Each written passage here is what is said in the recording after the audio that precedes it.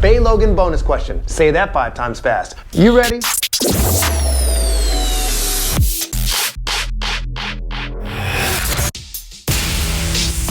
Okay, here we go. Kung Fu Chronicles back where we belong, in your face. I know you've made your New Year's resolution to watch more episodes, and I'm gonna deliver them to you. Shout out to everyone, of course, for all the continued support with the channel. Thanks for checking in on my Nalita B episode, which was really fun to do. She was such a great person. If you haven't gotten a minute to peep it, do so at your leisure after you watch this video, of course. I'll leave the link, of course, and everything below in the description. Subscribe, hit that little bell. That way you'll get all the notifications whenever we put up new content for the channel. Now, a couple episodes ago, we had part 1 and 2 with Bey Logan, producer, commentator extraordinaire. We talked to him about a whole lot of things, including his new projects coming up. Furies is the big one he's doing, of course, which is the sequel to the movie Fury. Guys, if you haven't checked that out on Netflix, do yourself a favor. Kick-ass movie. If you haven't checked out part 1 and 2, I'll leave those subscriptions below for you as well, so you can always click those videos on at your leisure. I've got a fun bonus question, and I thought you guys would like it too, so here we go. Would Crouching Tiger, the first one, have been a better movie with Jet Li in it? That's too soon. Good question. A really good question, because you give and you take. I think it could have been as good, because I think that by that point, Chow Yun Fat, obviously worked really hard on the action, but was a super accomplished screen actor. And Jet Li, by this point, had he done? No, you know what? I mean, I'm trying to remember the time frame of it, because in my view, Jet Li comes back. He was always a competent leading man. He came back from Danny the Dog, and he did Fearless. And suddenly, he was an amazing actor. Yeah. He working with Morgan Freeman, working with Bob Hoskins, had given him a push. And he came back from doing that movie, and he's at another level. So was that before or after Crouching Tiger? That's my question, because I think the answer to your question is, if it was the post Danny the Dog Fearless Jet Li, Crouching Tiger would have been better. It was later. It was after. So I don't know. At that point of Crouching Tiger, Jet would have had the nuance that Chow Yun Fat would do. The other thing I noticed when of course, when we did the second film, I looked at the first one a bunch of times, but also I looked at it again because it's in my second 36 Chambers book, how little Chow Yun Fat's character is in the movie.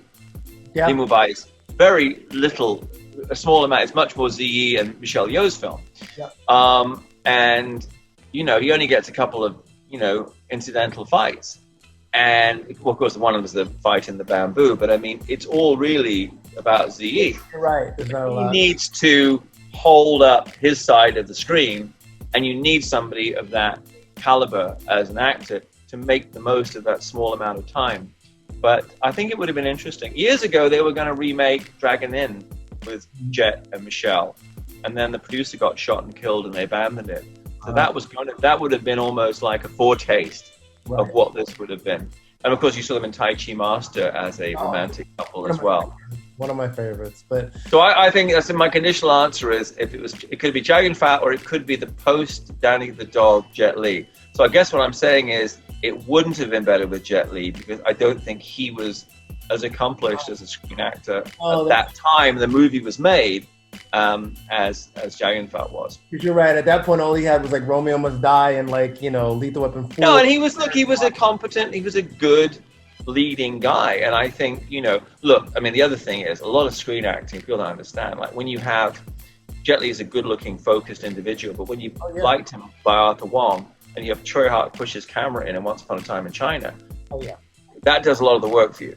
But when I saw the deleted scene of Fearless, when he comes back from his wandering in the Badlands, he's become enlightened, comes back, and he goes to see his old friend, the kind of the businessman, and the guy's servant comes in and tells him to go away. And there's this acceptance, this quietness, and it was so touching, because at the beginning of the movie he's this wild, crazy, stamp on him, kill him dude, and then at the end he's been through this, transformation, and then he comes back, and it's just that acceptance, and it was just really beautiful, quiet performance by Jet.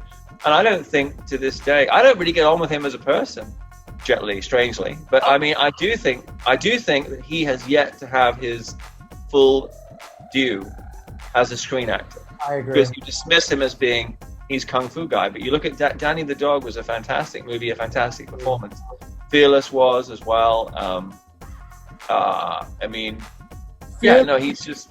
I'm gonna say this because it's one of my favorite all-time movies, by the way, for Jet. You mentioned deleted scene. One of my favorites is actually, and I know it's not as intense dramatically, but it's the scene where they deleted he's with the students and he's watching them do their thing and he stops them all of a sudden, and then his big famous punch through the thing. He's like this is that kung fu? Is that kung fu? He's like, and then he punches the wood, and he's like. That's when he's the other. That's when he's the other side of the character. Yeah, he's on the other side, the raging bull. He's the raging bull. Yeah, he's like, it took me 12 years to perfect this.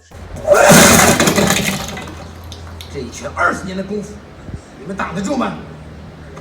He's like, now get back to work, and it's just like, but that is. And I think they, the film itself is wonderful. I mean, you know, Ronnie did a great job with it, but it also, I think they toned it down in both directions. That you didn't see all of that from him at the beginning of The Crazy Guy, and you didn't see all of the quieter beats. And of course, there's lots of different. I mean, I'm such a nerd. I used to always travel for my company at the time around Asia, and I would buy myself the regional DVD. The Japanese one had more of Colin Cho. The Thai one had the scene with the Thai guy. So you'd end up with like 5 copies of different copies of like 6 versions of it, right? now I think that there are versions where they kind of have everything on there. But at the time there was the Hong Kong version. I think it'd been released in America, the American version, and there were different versions. So the Blu-ray version I had originally got had the 3 versions: the one with the Michelle Yeoh, right? The one that's kind of the extended cut, and the one that's the theatrical cut. Michelle's such a good sport to do that, but yeah. Oh my God, and that's honestly the one I watch when I watch it. I watch the long one, the one with Michelle. Okay, Yeoh. No.